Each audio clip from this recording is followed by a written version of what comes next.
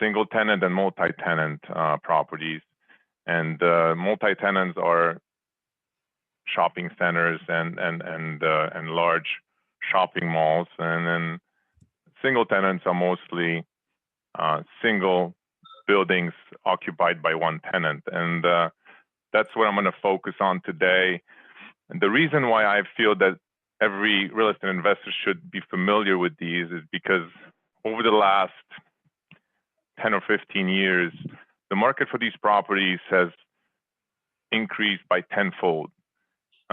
Whereas these properties at one time were considered retirement investments, now they have entered the mainstream and have just regular day-to-day real estate investors acquiring those properties, not only to hold and get their profits from them, an annual and monthly income, but also to even flip.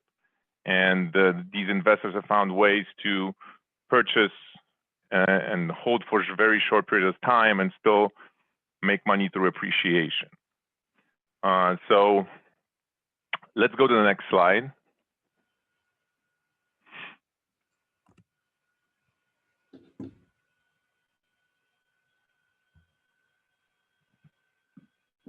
Can we go to the next slide, please? Yeah, I did.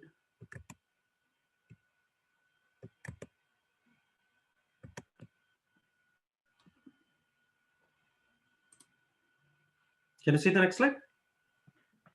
We only see still see the first one. Maybe click on enable editing first. Right. Okay, there you go. Okay, thank you very much. So the single tenant investments are, basically those properties that you see out there. They could be anywhere from a large box retailer like Home Depot, Target, to a smaller restaurant type like Starbucks, McDonald's, KFC, or something in between as a 7-Eleven or any type of retailer that occupies, one space. The benefit of being a single tenant investor is that there is no landlord responsibilities, or there's very little. And any investor who currently owns maybe residential investments, rental condos, rental homes, or even small multifamily, or even small office, or maybe small industrial type of investments, there is a lot of maintenance issues. There's a lot of tenant issues that come along with these investments. Eventually, I believe that most investors turn to retail and single tenant net lease investments to kind of offset the management aspects of some of these other investments that they have. So it's perfectly fine to still invest in residential real estate, but it's also good to kind of offset those management intensive properties with ones that have very little management or landlord responsibilities. So let's go to the next slide.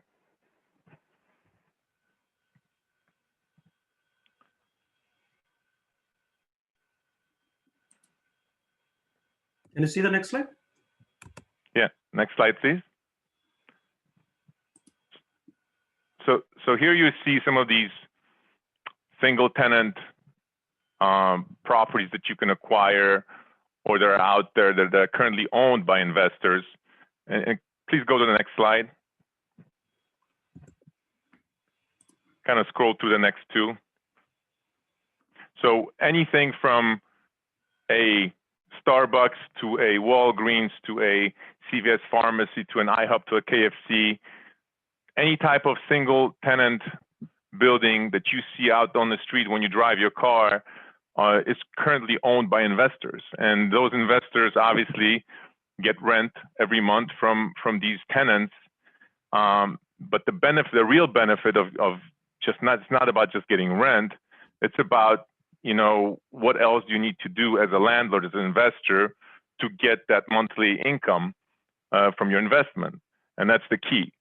Now let's go to the next slide, please.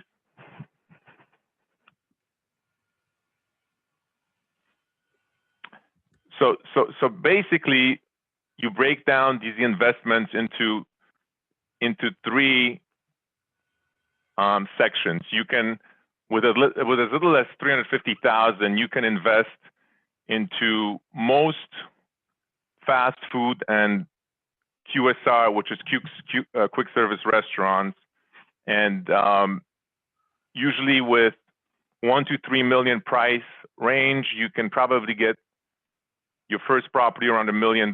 If this was, a starting point, you can go up all the way to 3 million. The loans in today's market, you can probably get anywhere up to 70%, with the standard being 65% loan to value on your purchase price. The second tier are sit-down restaurants. Those price ranges are anywhere from 1.5 to 5 million. Again, industry standards loans is at 65% loan to value, and you have financing available up to 70%. And then the larger tier of investments would be those big box tenants, larger grocers, and other investments which start at 3 million and go to over 15 million plus. Financing on those is available up to 75%. So what you see there is that if you're in a position to have 350,000, you probably are able to start in the first tier. If you had about 600,000, you could go to sit-down restaurants, and then if you have money that you can invest that's over $1 million, whether it be yourself or with several partners, then you can start acquiring properties that are, third tier, so to speak. Let's go to the next slide. So why are these properties beneficial? Why are there so many investors that are holding on to these properties for investment purposes? Well, it's easy. Really, the ease of ownership, the ease of being hands-off as an investor, not having to do anything as far as any involvement in the property. So there is 3 types of leases that these properties are usually under. About 90% of single tenant buildings that are out there as investment opportunities are going to fall in these 3 tiers. Absolute triple net, and double net. Those are, and with the absolute triple net being the best, the triple net being the second best, and the double net being the third best, based on the following factors. Can we change the slide, please?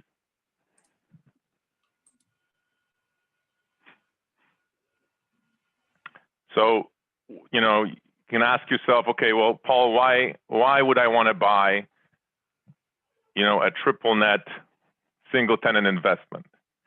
And I would tell you, well, if you now have a condo that you're renting or a house that you're renting, and you have a $500,000 equity in that property, you're getting calls at least once a month for a, leaky toilet, something happening, a bulb broken. Well, imagine if you can move that money out of that investment using the 1031 exchange vehicle, which means you take all the proceeds, invest into another property, and all of a sudden now, as a landlord with an absolute triple net lease, you're looking at the following things. As an investor and a landlord, the responsibilities that you have are now none. So no more paying property taxes, no more paying property insurance, no more maintaining the property. There's basically nothing, because the tenant, per the long-term lease that they have signed on this site, are responsible for the monthly rent to you, and then all the utilities, the janitorial, property taxes, which are paid directly by the tenant, which means the tax bill goes directly to the tenant instead of going to you. Insurance, HVAC, parking lot, all expenses are borne by the tenant, with the investor receiving a rent check every month. That's really net to them Obviously, there's income taxes, but that, I won't get into that. But as far as an investment, it's really hands off. Can we get to the next slide?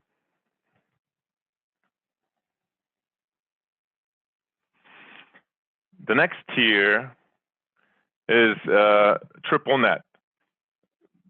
The difference between triple net and absolute triple net is really minor. The landlord still generally has very little responsibilities. However, some triple net leases have the landlord, pay for property taxes out of their own pocket and also for the insurance, and then have the tenant reimburse that amount either as a one-time payment or over a period of 12 months in 1/12 increments. But still, there is nothing else to do for the landlord in this situation except just to pay the tax and the insurance once, and then have it reimbursed by the tenant. Excuse me. Can we go to the next slide, please? Okay, double net lease. As you can see, there is a little bit more responsibility for the landlord or an investor in a double net lease, but still significantly less than in most of the other residential or even office investments that you may have. Usually buildings and triple net properties are newer, or even if they're older, there's no really need for structural repairs. There is a roof and repair maintenance that obviously is required, HVAC maintenance and parking lot repair. Those are things that as a landlord you have to be aware of when you purchase. However, you can probably imagine that those are not day-to-day maintenance activities. They're not comparable to, a leaky toilet or a broken window or something like that, where these are just, more every 3, 5, 10, 12 years kind of repairs, especially when you're looking at roof repairs, HVAC, or parking lot maintenance. So, and by parking lot maintenance, I mean repaving the parking lot or redoing the parking lot, not daily sweeping or snow removal. So with the double net lease, the landlord has the most responsibilities, but compared to some other investments or real estate investment that you may have, they're still minor compared to, if you look at the other investments. Can we go to the next slide? So before we kind of ask questions, I just want to let you know that these net lease investments are out there. There's really literally hundreds or thousands of these investments that are currently on the market that you can acquire and have a return depending on what the risk that you're willing to take in a tenant. So for example, if you wanted to acquire Home Depot, which is a publicly traded company, your return on an investment like this would be anywhere from 5 to 6% annually with no landlord responsibilities, and the lease term would be anywhere from 10 to 20 years. On the other hand, if you wanted to take a little bit of a higher risk and you wanted to get into, let's say, a Kentucky Fried Chicken restaurant, which is leased only maybe for 7 years, or there's 7 years remaining on a lease, you may be able to get a return of 7 to 8% of such investment. Again, absolute triple net, meaning there is no landlord responsibilities.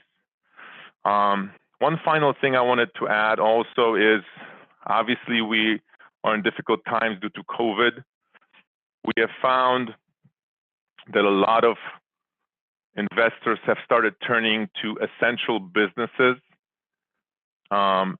and those tenants have really become a hot commodity to purchase.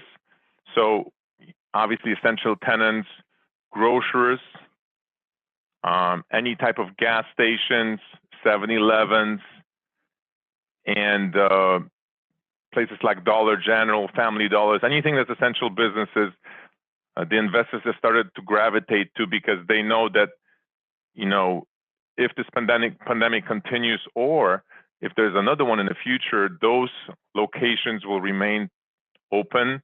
Therefore, the tenants will continue to pay rent, and therefore the income stream from those investments is going to continue to be there, versus maybe some of the other ones that may not be able to pay rent. So that's really it for me. If you guys have any questions, I'll be happy to answer them at this point. Hi, Paul. Bhushan here. We have a couple of questions for you. Bhushan garu, before we start Q&A, thank you very much, Paul, for this wonderful session. So Bhushan garu and Teja will take over the question and answer session. So Bhushan garu and Teja, please continue with the Q&A. Okay. The first question I have is as these are single tenant, opportunities or properties. Once the tenant leaves, what are the options for the owner, and how difficult or how easy to get a tenant in place? Okay, good question.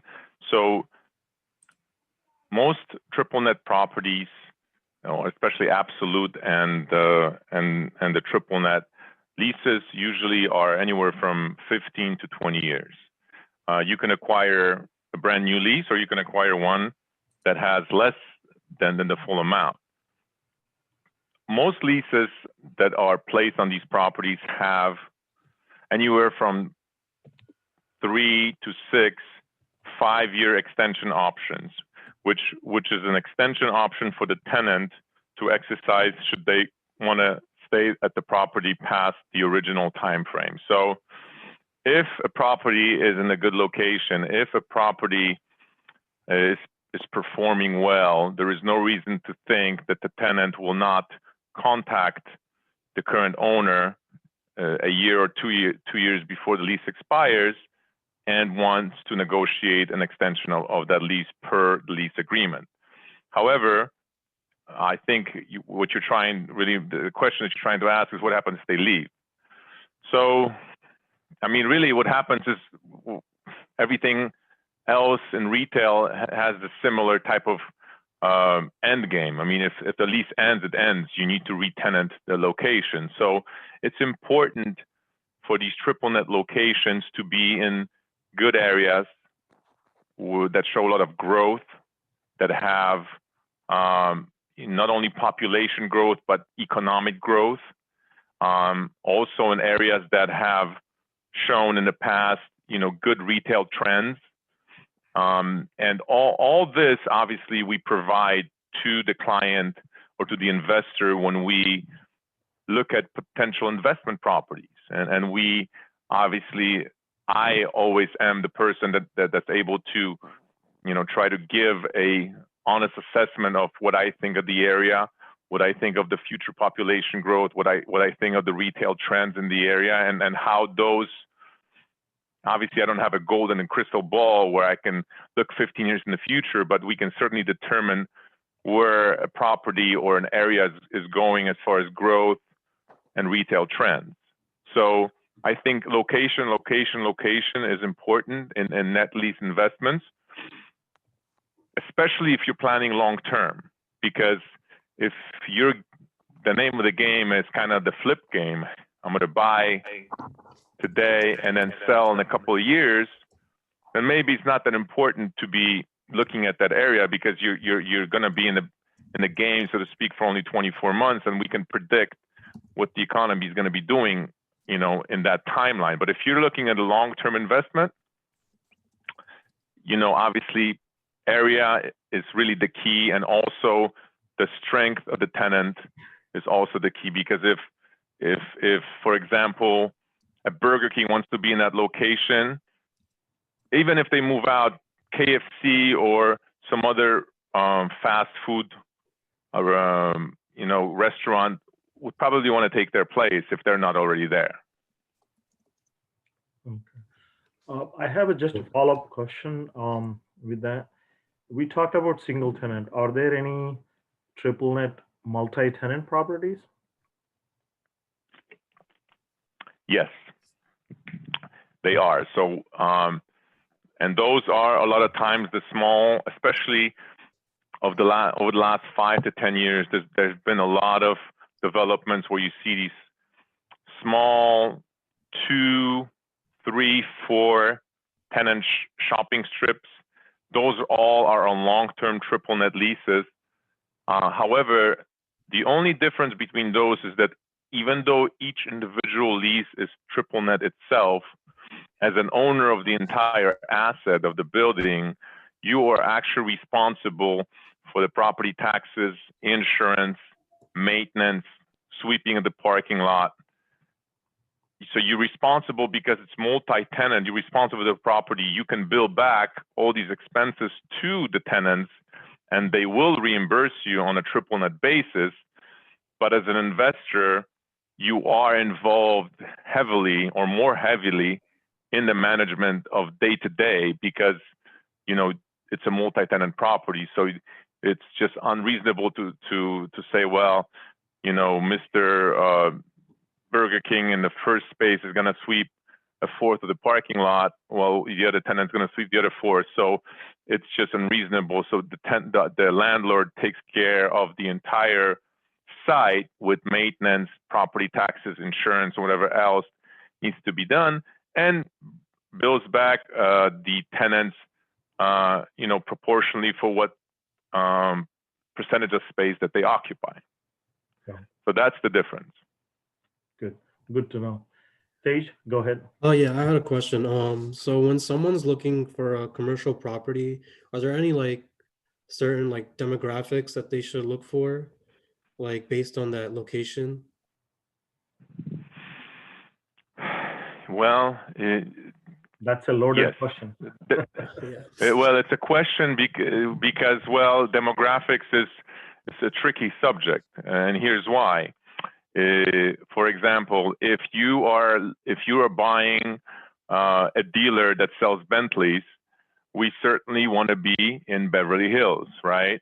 The demographics are there for this. But if you're buying, a dollar store that sells things, the Dollar Tree, or sells things for $1, we are looking for different demographics. So both are good investments because a lot of investors in triple net say, well, look at this. This is in a bad area, right? But they don't realize that this store and most of the other stores are actually in bad areas because that's where they thrive.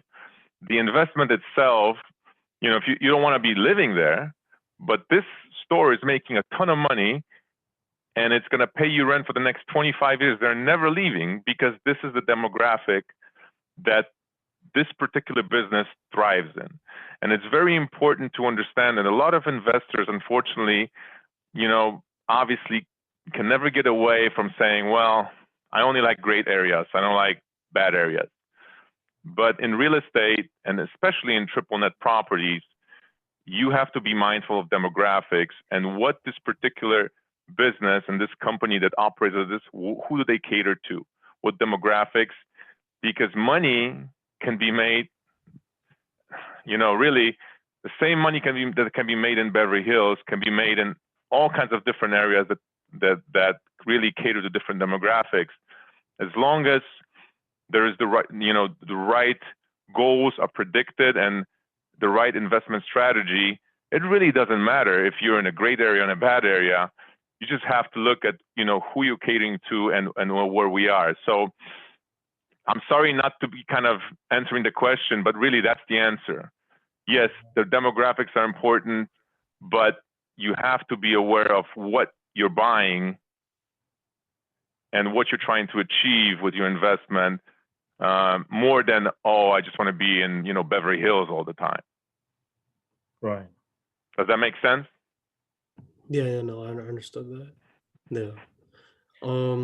Another question I had is, what are the different types of like loans that you can get for these commercial properties? Like, I guess like non-recourse, recourse, like what would be the difference between them? Okay, so we really are, there's three types of loans as far as what an individual is responsible for if they default on the loan. Meaning, normally investors acquire properties as entities, LLCs, partnerships, corporations, rarely in their own name because of risk. So, for example, if I acquire a property as Paul Matusik and I default on the loan, the bank then can go after all my personal assets, including my house, my cars, and everything else to recover the loss. If I acquire a property as Paul Matusik LLC, a limited liability company, the bank can only go under the assets that I own under the LLC, which would be only this one particular triple net investment that I bought, and my personal assets, my home, my cars, my jewelry, is now protected from any claims against that particular LLC. So going back to the loans, recourse, non-recourse, partial recourse. Non-recourse is that the lender is unable to, maybe I'll start from the other side. So full recourse loan is when you get a loan and the lender is able to get any assets that are attached to the entity that was loaned the money. Means that if the LLC, for example, owns the property and the car, they can go after everything that's in the entity. Partial recourse, which usually has a number attached to it.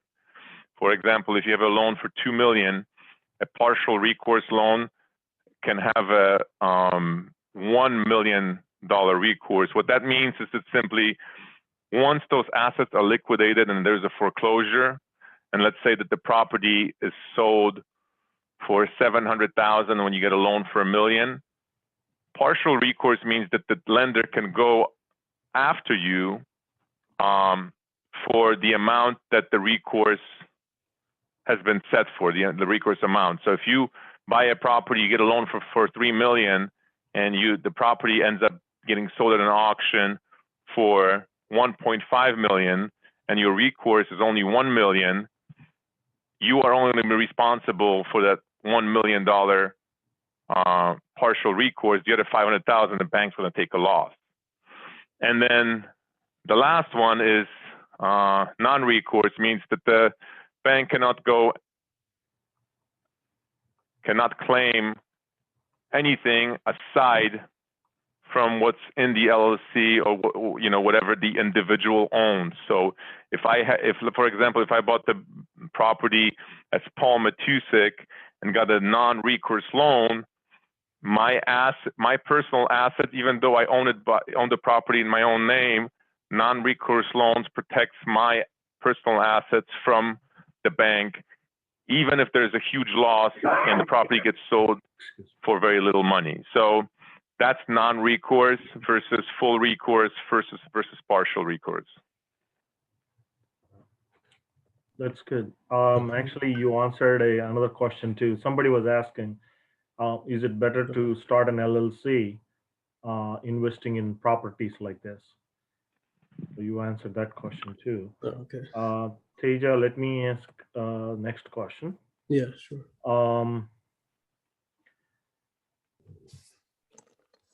Paul, can you, is it possible for you to pick a good and then bad triple net property and then tell us? That'd be like me shooting myself in the foot. Obviously, going back to the question I kind of already answered, I think that any property that you own that's not your personal home should be in an LLC or a partnership or a corporation. I would not, from personal experience and from experience over the years with all my clients, if you own a property, whether it's even a condo that's $400,000 and you're renting it to your brother and your sister, there's so many things that can go wrong there. You know, worst case scenario that you are not aware of, it should be owned by an LLC. That's the easiest and the least expensive way to shield yourself from any type of liability that you can have on an investment property.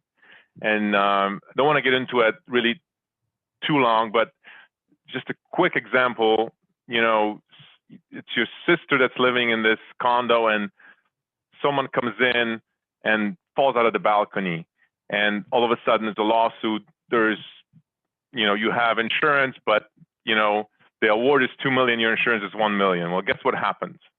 Guess what happens? What's going to happen to that $1 million overage that your insurance didn't cover? Your personal asset. So any condo, any type of investment property, you know, most states, the cost of owning a LLC is probably $800 to $1,200, well worth it for a peace of mind. So I just wanted to kind of say that because a lot of people don't realize the benefit until it's kind of too late. And then there's obviously it's a worst case scenario, but as an investor, if you have personal assets, you certainly don't want to risk them on, you know, you don't want to pay for, you know, personally for someone else's mistakes, so to speak. Okay, so I kind of got off track. I'm sorry. Yeah, you didn't answer my question. Yeah, so please ask it again. Can you pick an example of a good and then bad triple net property? I hope you wouldn't gonna remember your question. Well, let me see. A good and bad. Or from your experience, you know, you might have.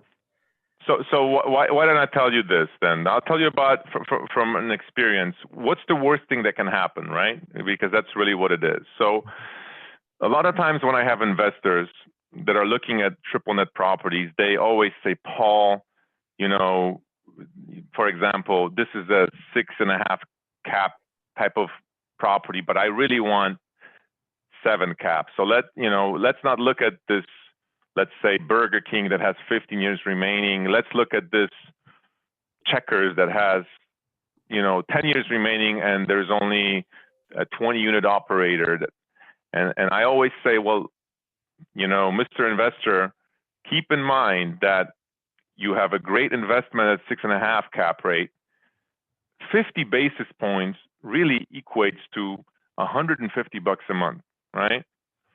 But what happens is, if in 2 years Checkers stops paying you rent because it's a smaller operator, you know, something happened with the family, all of a sudden someone got sick, all of a sudden the family is not able to operate the business, and for 6 months you're getting no rent.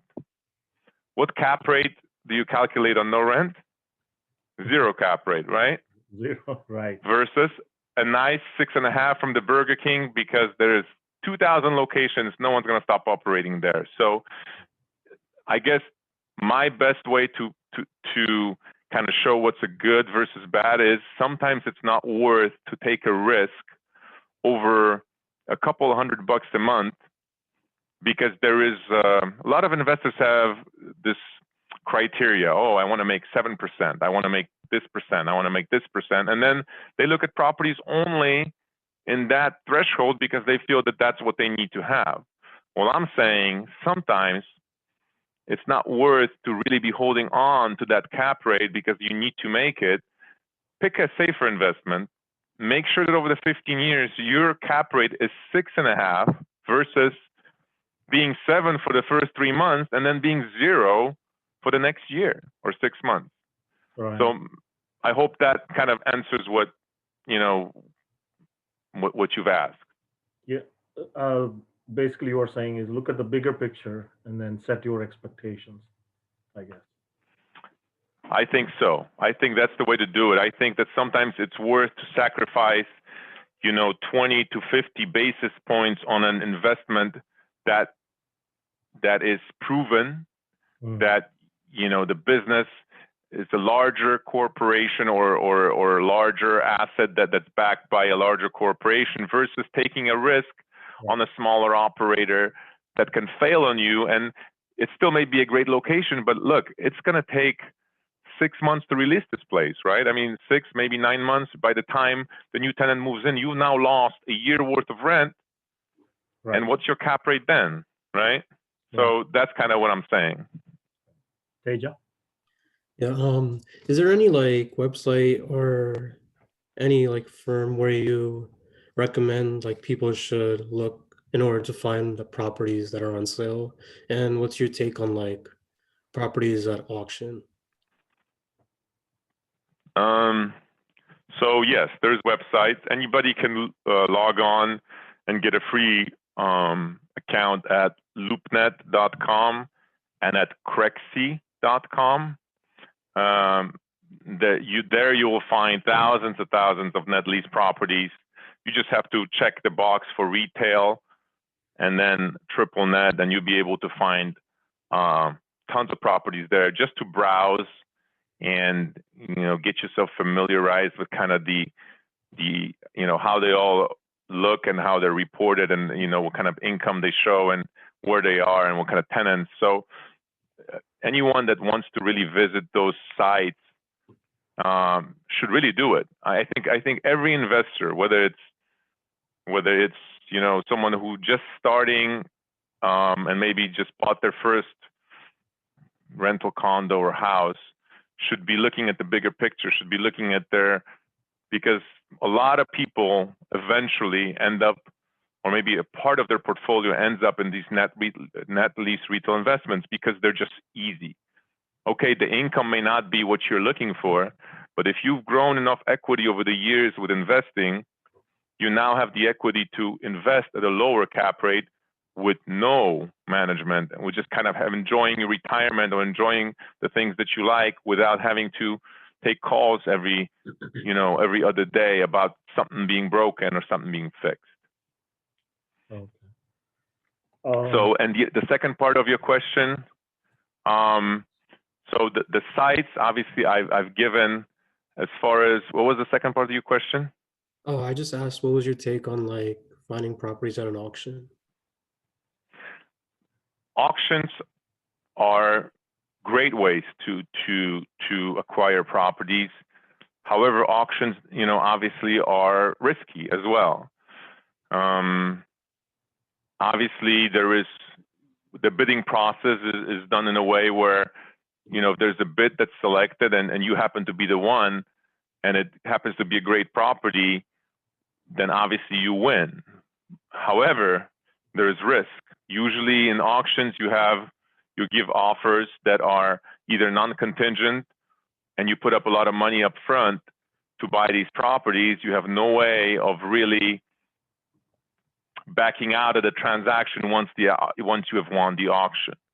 Obviously, in these auctions, you are provided a lot of due diligence information about the property up front, so you're able to review all that. But things come up over time of the transaction. So there's always a risk that there's something there that you have not seen, and you get stuck with a property that there may be something wrong with it.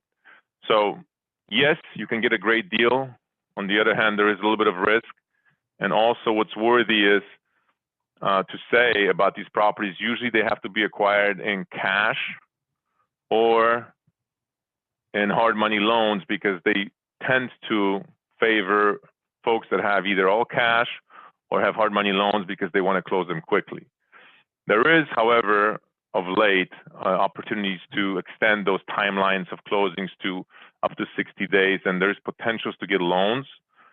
But it all depends on what kind of auction house you use and really what the seller that's putting this property out for auction allows you to do.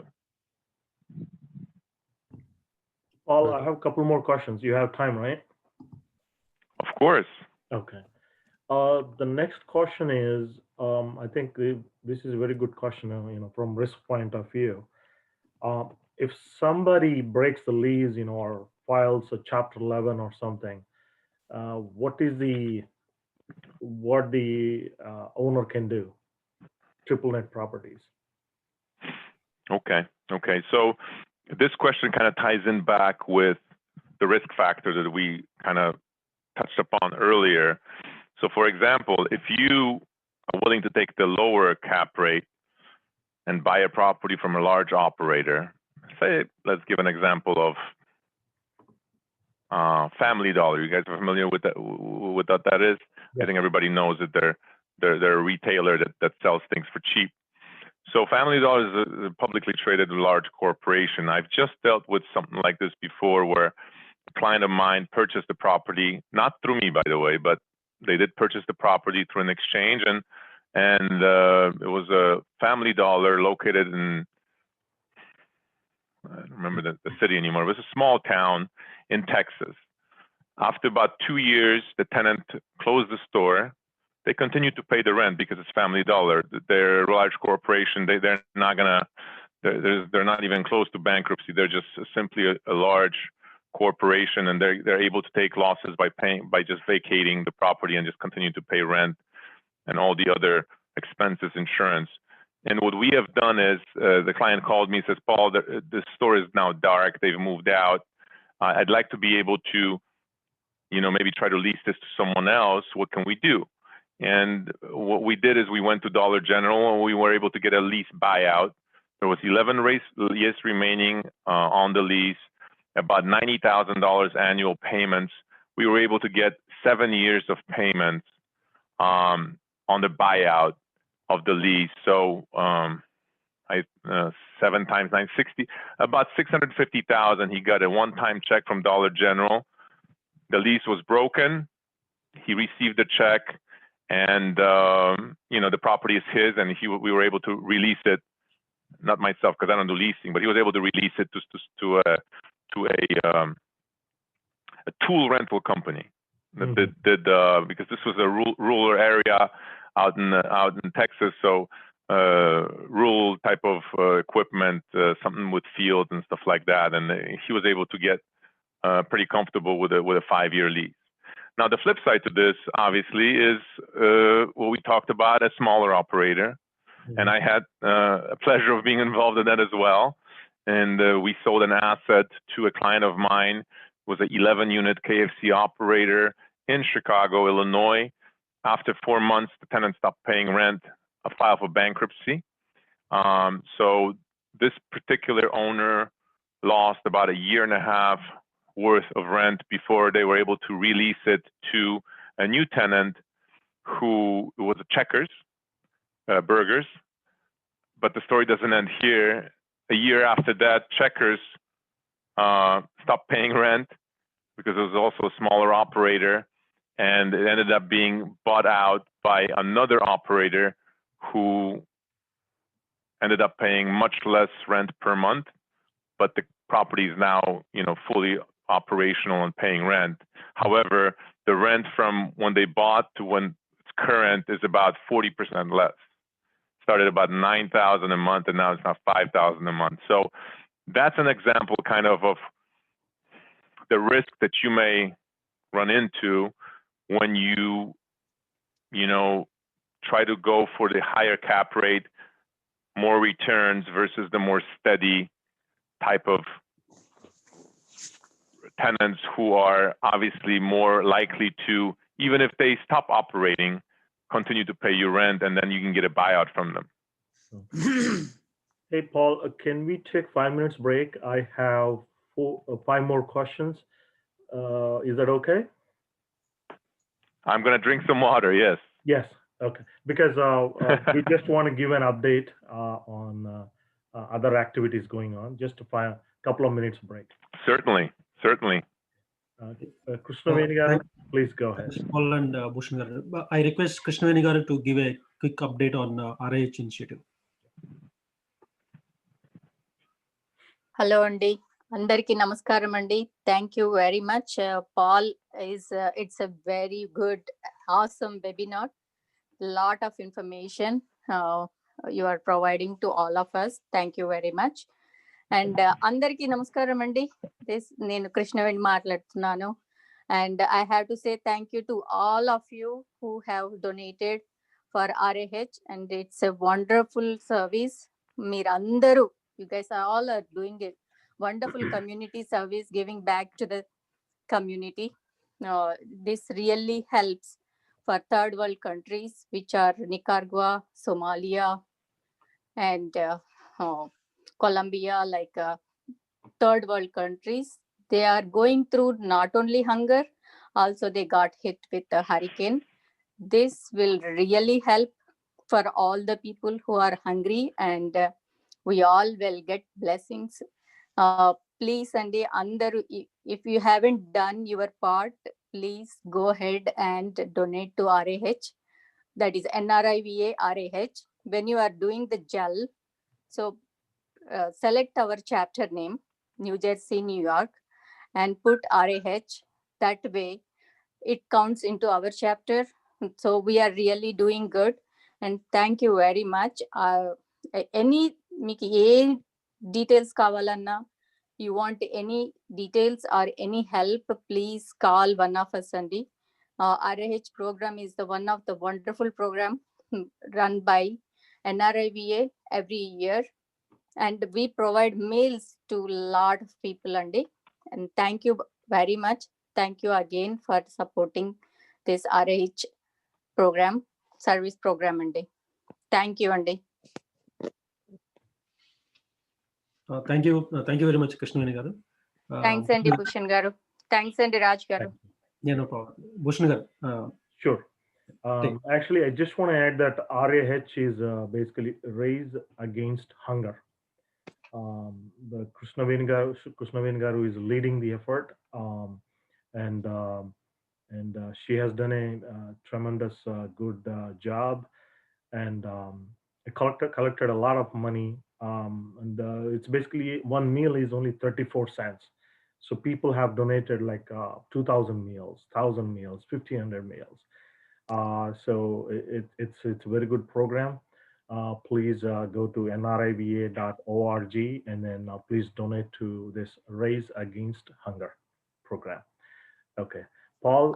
Bhushan garu okkasarandi, and it's a very good point andi meeru cheppindi. And for one person for whole year to eat the meals, you just need to donate $250, Andy.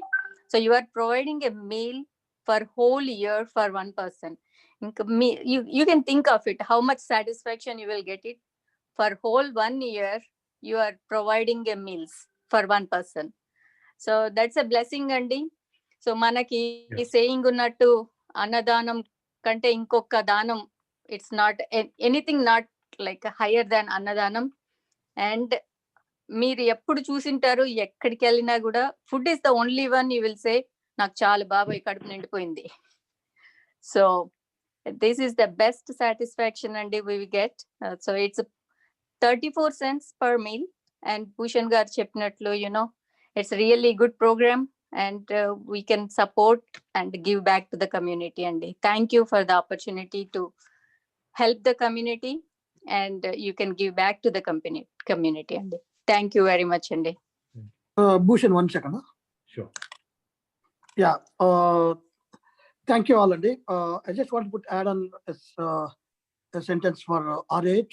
Rage Against Hunger is a program which is a 1 million meals is a target kept by NRIVA to support and help the poor kids and poor people across the world, across the continent. And we did last year went there, and we supported, and we packed. Our kids went and packed the food and gave to them. And this year we could not go because the reason is because of COVID and other stuff. And they are supplying this through RH all the meals and everything. There is a matching program available, and if you have any matching, NRIVA is including all the big companies are supporting for the matching program. So it's just 34 cents per meal. So, like 34 cents. If your 34 cents can feed one hungry person for the one time. So please think over, and the link will be shared by the host. And please, if you get a chance, please go and donate small, whatever you can donate. Thank you very much for the time. Please go ahead, Bhushan. Thank you, Suresh garu. Thanks. Paul, if you're ready, I'll move on to the next question. You got my bottle of water in, so I'm good. I saw your question about the site. We'll provide the link to you. Okay, thank you. The next question is Tej. It's your chat. Yeah. So one of my questions is so I think a lot of people are thinking, since COVID is still around, is this the right time to buy a commercial property, or would people should people wait until like a vaccine comes out? Like, I think people are wondering whether they'll get like rent if they buy a commercial property at this moment, since like most places aren't open or are only open for a certain amount of hours. Yeah, and it makes sense. Great question. It goes back to what I said earlier, touched upon maybe when I kind of was finishing my original presentation, is the name of the game in today's net lease properties is essential retailers. Essential retailers obviously have that badge because, well, they are not allowed to close. So grocery stores, pharmacies, veterinary hospitals, anything that has to do with medical and kind of food. And I think now we're kind of over that initial wave where it's understandable that most fast food restaurants have remained open through delivery and drive-throughs rather than leading out. I know that a lot of these sit-down restaurants have employed outside dining in forms of tents. Obviously, even on the East Coast, where now it gets cold, I understand that there's things that they have done where they have got put up tents and heaters inside, and you can still dine inside. So the retailers are certainly getting creative with the way to stay open, with the way to continue to make money, to be able to support their businesses. But to answer the question directly, is if you want to get paid in today's COVID environment, you probably need to be buying an essential retailer. And those, like I mentioned, are pharmacies, and examples are CVS, Walgreens, or smaller food retailers, gas stations, convenience stores like 7-Eleven, Circle K, and really any type of gas stations, because those are essential retailers. Those will continue to pay rent because they continue to stay open, and obviously those are items that are necessary for people to live. Therefore, these essential retailers, we've actually seen exponential growth in sales in those essential retailers, and then none of these retailers have asked for rent credits, abatement of rents, or any type of rent-related issues, because they've actually made more money than they've ever had pre-COVID. So if I would be buying today in today's market, obviously I would probably be sticking to those retailers that are able to continue to stay open. Now, obviously we have a vaccine coming, and there's a second wave, and things are getting bad all over the country. But most retailers have found a way to, especially restaurants and stuff like it, to continue to stay open and operate. So there's also the factor of, are we going to get out of this thing? Probably yes, for the sake of the world, right? But is there a good time maybe to get a good deal?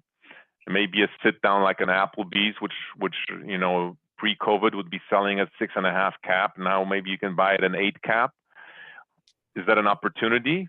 Perhaps, because maybe they're not paying rent today, or they're paying partial, but that COVID's going to go away. Let's hope, right? And you can capitalize on that opportunity today.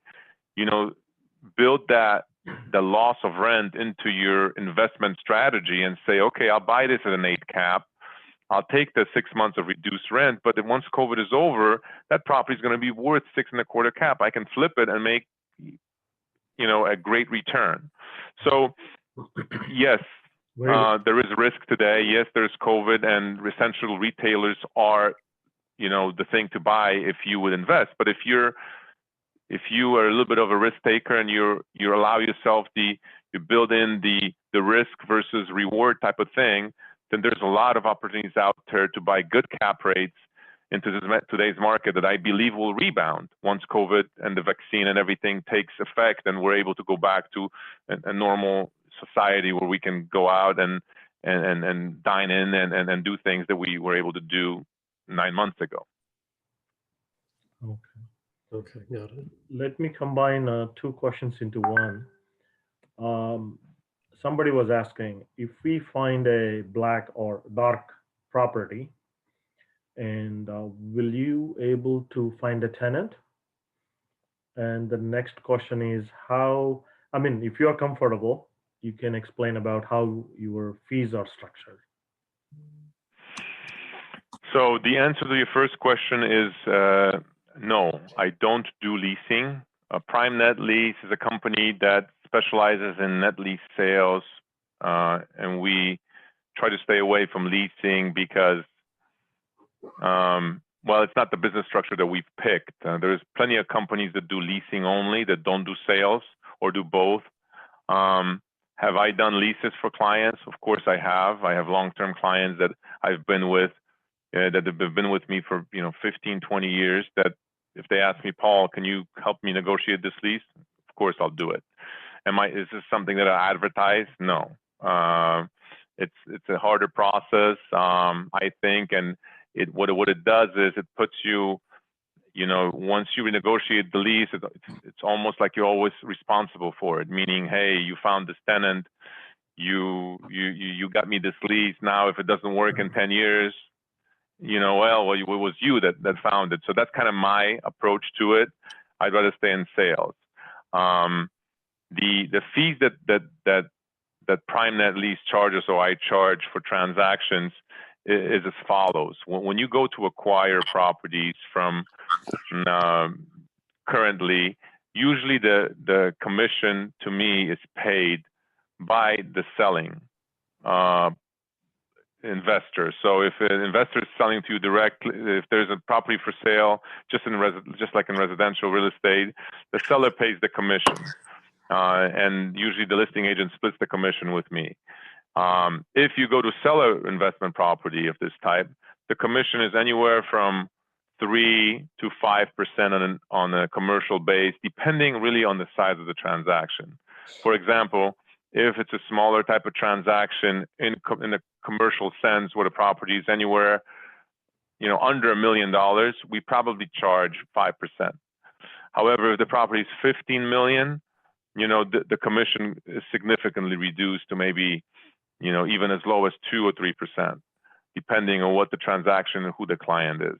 And then everything in between. But most transactions between 1.5 to 3 million are average about 4% commission for the seller if you were just selling. Again, as a buyer, normally you don't pay any commission. So if any investor would like to come and ask me for advice and have me represent them in a purchase, there's no commission due. Obviously, I bring all my experience, and I bring all my expertise to the transaction, and it doesn't cost an investor anything to acquire to work with me. And on the flip side, obviously, once there's a sale, it is unlikely that an investor goes out and does this themselves. There's a lot of things to do. So it's always good to work with a broker that's on your corner, that understands your plan and what you're trying to do.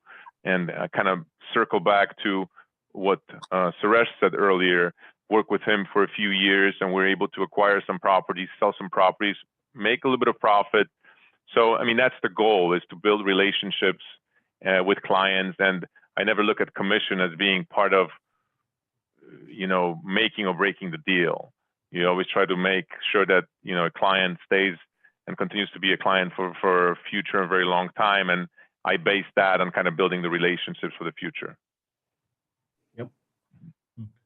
Okay. Question. Maybe last question, Tej. Yeah, go ahead. What would be like the average return you would get from a commercial property? Like, would it be like around 6 or 7%? Does it depend on whether it's I guess next to an anchor, or whether it's like a strip mall? Like, what would be the average based on the place?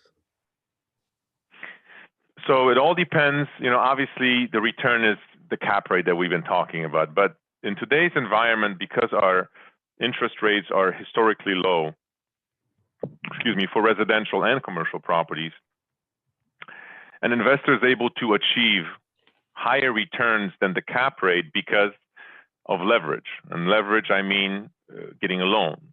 If you go out and buy a property for $5 million, let's make it simple. Let's make it for $1 million. And there's a 6% cap rate, your annual return is 6%, $60,000.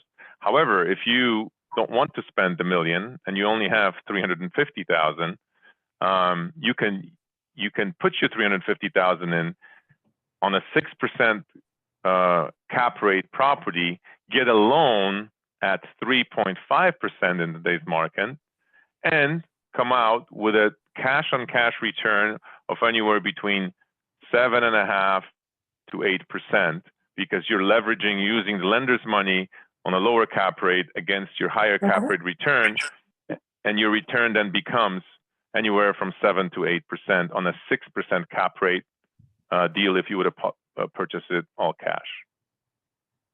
Okay, got it. Excellent. One question, Paul.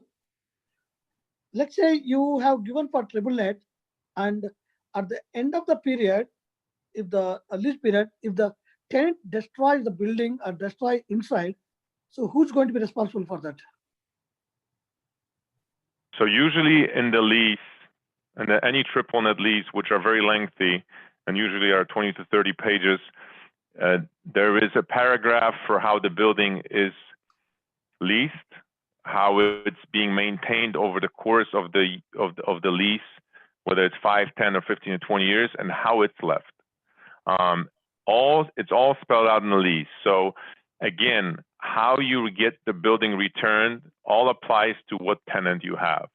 If you have a tenant, a credit-worthy tenant or a large tenant that has a lot of operations, they will, when they vacate after 10, 15, and 20 years, they will leave you the property as well maintained as the lease has suggested, which means, they're not going to rip things out of the wall. It's not going to be completely destroyed because they have, per the lease, they're liable for any damages that's done to the building. So again, in this situation, you have a cause to go after a tenant like this in a lawsuit, and obviously an action against them if the building is completely destroyed. That's why these things never happen when you have investments from large or corporate tenants. On the flip side, obviously, when you have a smaller tenant and let's say you have a Kentucky Fried Chicken or something that it's a 2 or 3 unit operator, mom and pops, and the guy just folds one day and says, okay, we're done, and rips up the safe, rips out everything. Technically you're legal, you have legal action against them, but if they have no assets that you can go after, then you're really stuck with a destroyed building, at least in the interior, and a lawsuit that's probably not gonna go very far. However, I must tell you that the likelihood of that happening is quite rare. I mean, if a tenant's gonna leave a property, before they're leaving, usually if there's a tenant that's operating, let's say a Kentucky Fried Chicken or a Burger King, they're not going to just close shop and leave. And then normally they're going to try to sell this business to another operator so they can at least make out some money for the operations itself. I mean, they have an operating business, whether it makes money or it doesn't. A lot of other operators are able to operate at better margins and thus feel that even if a business is losing money, they can actually make money.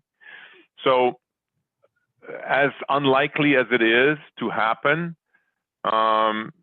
it's always a possibility to get a building that's, that has some damages inside that you may not be able to, take action against the previous tenant, but I feel that's quite unlikely. Okay, thank you. I have a question, Paul.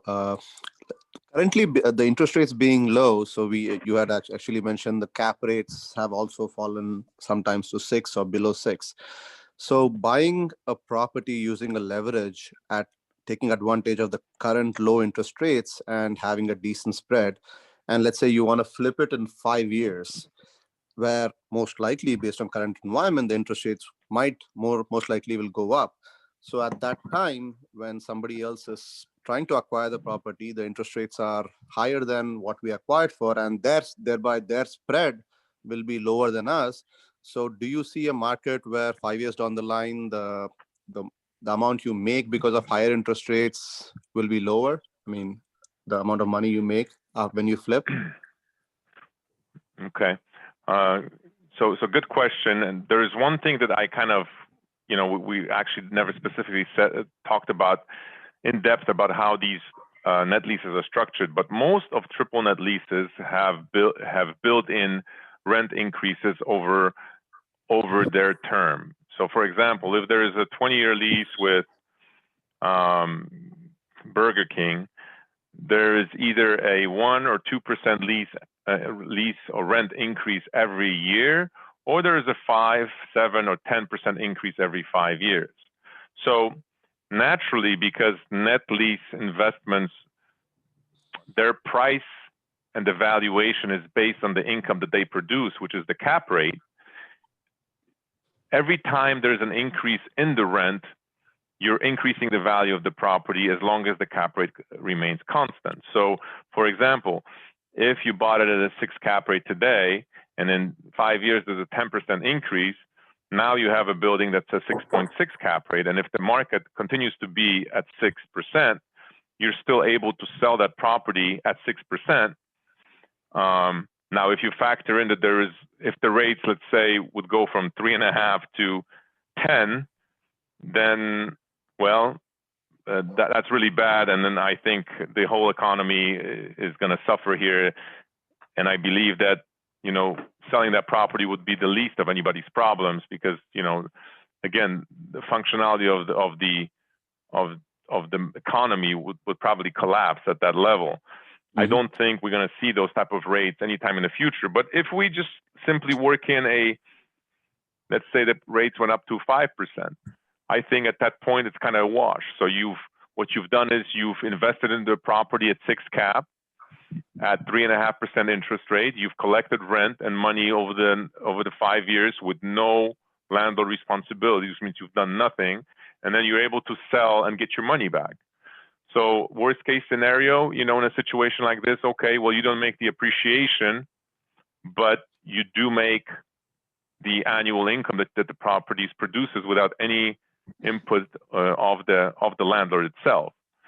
However, over the last 10 years, I have seen investors really increase their net worth by acquiring these triple net deals, where before that used to be just kind of parking your money when you're older and you've done all your kind of grinding in the other real estate investments, whether it's multifamily or office, and then you retire and that's you let the money just do the talking for you, don't do anything. That's long gone. I mean, people have made tremendous amounts of money on investing in triple net properties, taking advantage of those cap rates being pushed down by the economy, by the interest in these net lease properties as of the last 5 to 10 years, and really have capitalized on not only the monthly and the annual income, but also on the equity buildup that you get from taking advantage of just the market situation and what's happening with these low interest rates. Got it. Okay. Raj, go ahead. Yeah, I think we are already on the time. Paul, thank you very much. I think there are many more questions people are keep asking. Probably we need to have a second session to cover in more detail. Probably we will be able to do that in the coming months. Thanks, Bhushan Garu and Teja, for moderating the Q&A session. Now I would like to request Subbarao Sannidhi Garu to give vote of thanks. Good evening. Thank you so much, Mr. Paul Matusik. You have really given enlightened real estate webinar. and we learned a lot of things from you. And as we all know, any estate planning, why this is called real estate? Because this is the real one. Properties are all the real ones. And in that, there's so many intricate things, and Paul has enlightened so many intricate aspects of this. And the questions that came out are very, very enlightening to, and he was able to answer the questions very honestly and nicely. And thank you everyone for attending the webinar. And I think like Raj said, there are a lot more questions people are asking. And so we'll continue on this further. Thank you again, Paul. It was very enlightening, and thank you for your time. Thank you, guys. Appreciate it. Paul, we'll email the link to you regarding the Rising Against Hunger. Thank you very much. Thanks, everyone. Thanks for joining. Thanks, everyone. Thanks, Paul. Yeah, go ahead, Raj. Yeah, thanks once again, Paul. It's a wonderful session, and hopefully we'll have another session to continue this conversation. Thank you very much. Sounds good. Sounds good. Anytime, guys. Thank you very much. Thank you. Thanks, everyone. Excellent job, Raj. Thank you very much, Uncle.